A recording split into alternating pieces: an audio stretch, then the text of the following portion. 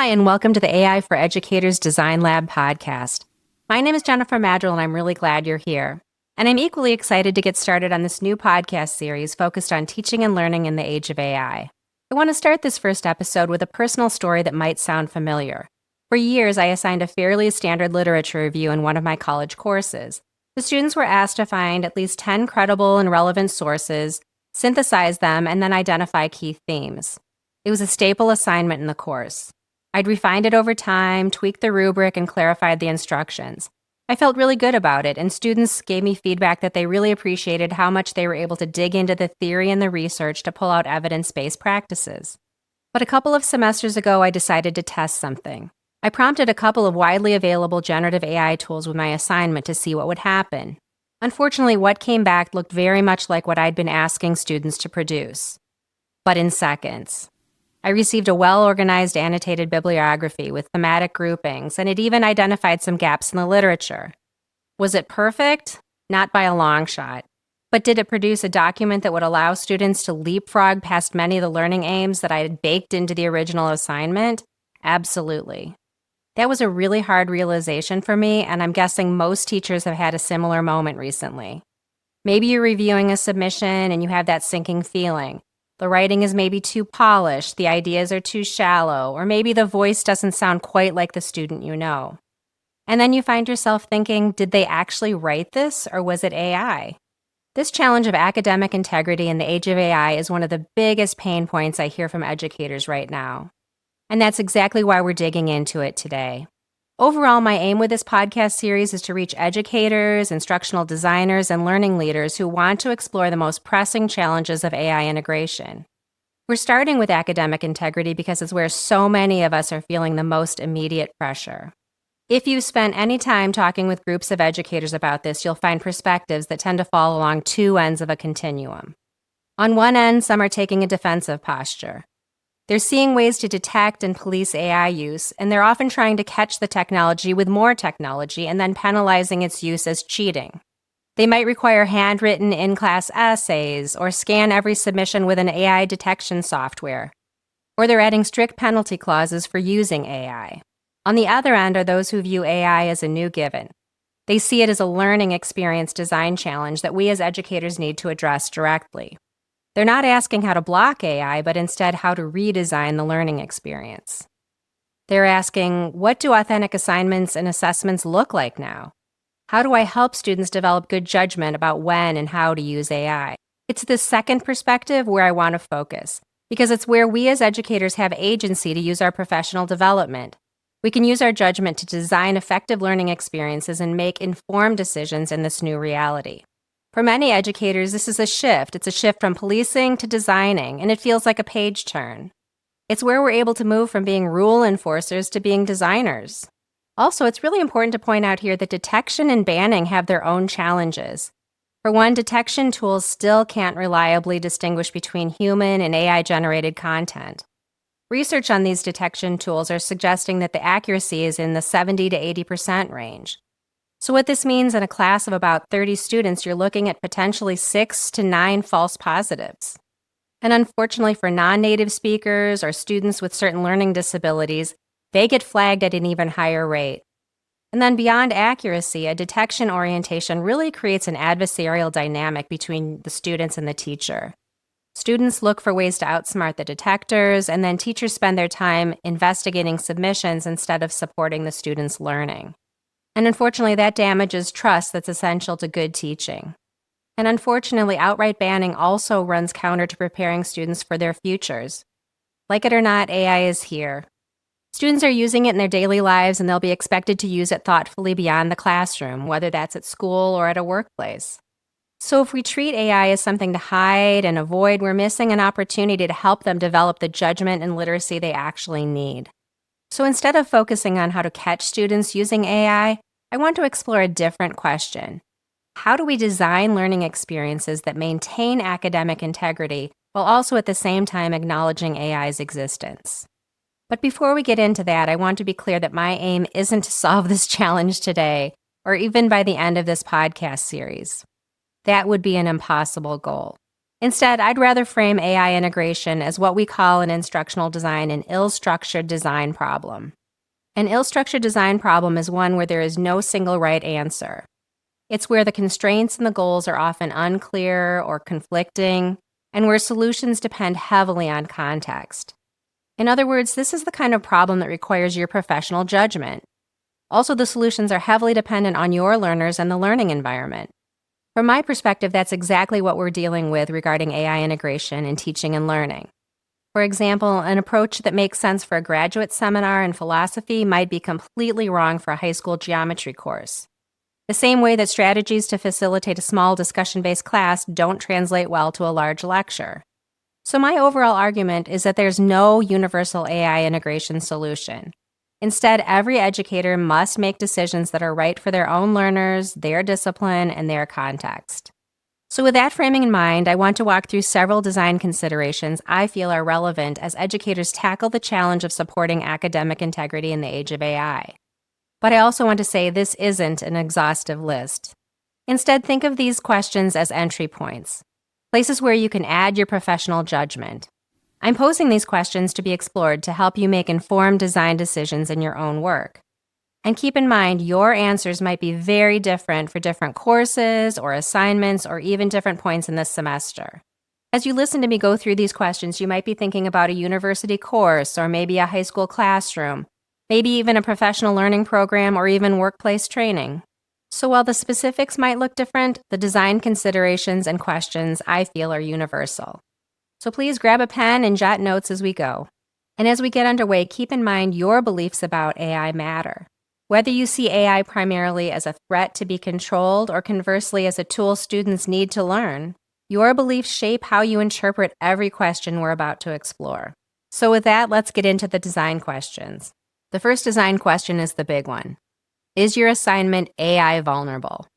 In other words, is your assignment measuring human learning or AI capability? And as I shared in my example, the best way to find out is to try it yourself. Can the assignment be completed almost entirely with AI? If so, what does that reveal about what the assignment currently teaches and measures? If AI can produce a passing submission, it's most definitely AI vulnerable. And if so, you have decisions to make about the learning experience. Also, it could be a sign that the assignment is measuring lower order skills such as grammar, formatting, summarization, rather than the higher order learning you actually intended. And if that is the case, has your assignment become more busy work than meaningful learning? This issue will be the subject of our next podcast episode, but if AI can reasonably complete the entire assignment, you've identified a design problem, and that's a really important starting point. The second question I'd like you to consider is, are you assessing the product or the process of learning? The answer to this question shapes a lot about what comes next in terms of learning experience redesign. If the student's grades depend solely on a final polished submission, in other words, a neatly packaged product, it's very difficult in today's world to be assured that what you're measuring is student learning versus the AI's output. But if the student's grade is spread across multiple checkpoints, such as maybe drafts or revisions and reflections, then you gain more opportunities to observe and support their learning process. AI might assist with parts of the process, but with many checkpoints involved, it gives you more opportunities to make the student's thinking visible. So what might this look like in practice with the assignments you're finding to be AI vulnerable? Are there ways you can introduce checkpoints? Are there moments when students can apply their ideas to their own experiences or to their own data that they've collected, or maybe to their own context? I'm thinking about things like progressive drafts that show how ideas evolved, or maybe brief reflections where students explain their decision-making, annotated bibliographies where the synthesis must be in their own words, or one-on-one conversations with you where the students walk you through their process. And take a look at your rubric. Are you rewarding the evolution of ideas and iteration, or only the polish of the final delivery? Because if we highly reward polish, we're incentivizing students to use AI as a tool to produce the most polished output. And I also want to acknowledge that these design choices don't eliminate AI use. However, they can make it much harder for a student to just hand over their learning efforts to AI. Also, these changes shift the focus from did the student produce the polished product that meets the final requirement to did the student show their thinking along the way. Moving on to the third question, what skills does this assignment require that AI cannot easily replicate? In other words, what parts require judgment, context, or reasoning that AI currently struggles with? So in thinking about this question, there are many things you can think about. For example, does the assignment require specific knowledge from your class, or your local community, or this week's news? Or does it ask for a simple, correct answer that AI can easily provide? Or does it ask students to navigate competing perspectives and justify a trade-off decision? Maybe it's ethical reasoning. Maybe it's synthesizing conflicting perspectives.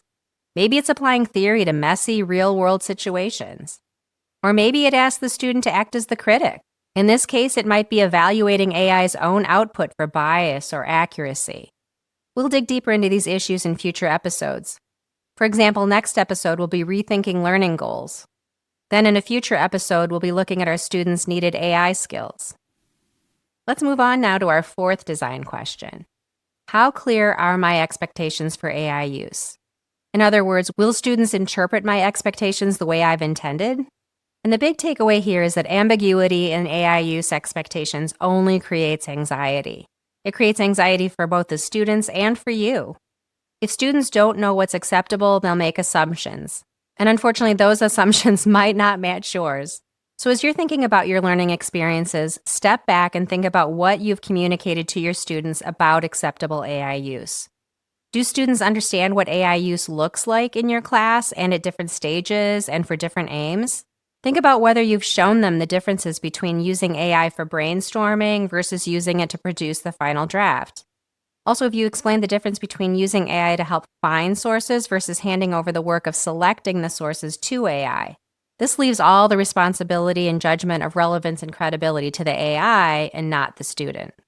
And what I hope I'm emphasizing here is that acceptable AI use isn't simply allowing it or not allowing it. Instead, AI acceptable use exists on a spectrum. For example, for a given class or a given assignment, AI might be permissible for brainstorming a paper topic. However, you might decide that the critical thinking aspects of the assignment, such as making an argument or recommendations, you may say that that has to be drafted by the student. Or in a different context with different learners, you might take an experimental approach. In this case, you'd place a heavy emphasis on teaching the students how to critically evaluate the AI output. And again, the important point I'm trying to make here is if you aren't crystal clear about where those lines are, your students will draw their own lines. And unfortunately, you might not like where they draw their lines. Toward the end of this podcast series, we'll be looking more closely at both classroom and institutional AI use policies. But for now, the takeaway is this. If your expectations are unclear, your students will fill in the gaps for you. And for the last question I want to leave you with, I'm stepping back from the assignment mechanics to ask, what does your approach to academic integrity signal to your students about your overall classroom culture? Whether we intend it or not, the policies we put in place and the way we talk about AI also communicate something about learning and trust and what we believe about our students' capabilities. So step back and ask yourself some additional questions about this. Do your policies signal that AI is something to hide and avoid or something to examine and evaluate openly? Also, are you spending time explaining the reasoning behind your expectations, or do the rules feel arbitrary? Does your approach invite students to make informed decisions about their own learning, or does it put them in a cat and mouse dynamic with you? And finally, there's a real practical trade-off to consider. How much of your time and energy do you want to spend enforcing compliance versus facilitating your students' learning? And I'm not suggesting there's a single right balance, but your approach has a downstream implication. And these implications are worth examining. So as I wrap up this first episode, I want to bring this back to my literature review example I shared earlier. I'd like to try to highlight what these questions look like in my practice. When I realized the assignment was AI vulnerable, I had choices to make. And these choices aligned with the design questions I shared here. And as I just mentioned, I had to think about my beliefs about AI within the context of these students and with this course. In my case, I was working with graduate students. So I didn't want to ban AI, as I do see it as a valuable tool for their learning and for their future work. Also, I had no interest in detection software. I have a lot of concerns about the accuracy, and I don't want to set up a dynamic in which my role is to catch students cheating. So instead, I looked to redesign a lot of elements of my course. First, I held a few class discussions about acceptable AI use. My goal was for them to have a better understanding of how they could use AI as a tool to support their learning, and I restructured the assignment so their thinking became a lot more visible at more stages. Here's a quick summary of what I changed. First, students now discuss their purpose statements in small online discussion groups. These discussion groups allow me to check in on the depth of those conversations as they're developing their focus. Then, after they've talked with their peers, they submit their purpose statement along with 3 articles they found credible and relevant. With this, they include a brief reflection on why those articles respond to their purpose statement. So far, these are all relatively low-stakes assignments. However, they're making their learning more visible, and it's giving me a baseline to check that they have a solid starting point. It also helps to give me a baseline to ensure that there's a through line from their aims to their subsequent assignments. If I see a break in that through line, it could be a signal that they're relying on AI. After these lower stakes submissions, they build their annotated bibliography. This is where they're starting to identify themes and contradictions and gaps. And here is where I lean into AI rather than away from it. I encourage these graduate students to use AI tools such as Consensus to find additional sources or to expand their synthesis. However, I'm also asking them to critique the AI summaries to look for nuance and bias. So the way I'm encouraging them to use AI is to have their output become the subject of analysis, but not a shortcut. Again, if I see the focus slipping from their purpose statement, it could be a sign that they're letting the AI output guide their focus. Then before the students submit an outline, I'm asking them to meet with me one-on-one. These can be really short calls, maybe 10 to 15 minutes. My main objective is to ask them to walk me through their process. What AI tools did they use? Which sources are they finding to be most credible? Did they verify the citations from the AI's output? And again, where did the AI's summaries miss the nuance when they actually read the articles? If the student is ceding their assignment to AI, this quick conversation will help to tease that out. But importantly for these graduate students, I did not ban AI. I didn't surveil the students' submissions with detection software, but instead I restructured the assignment so their thinking had to be more visible and at multiple points, in their own words, and in conversations with me.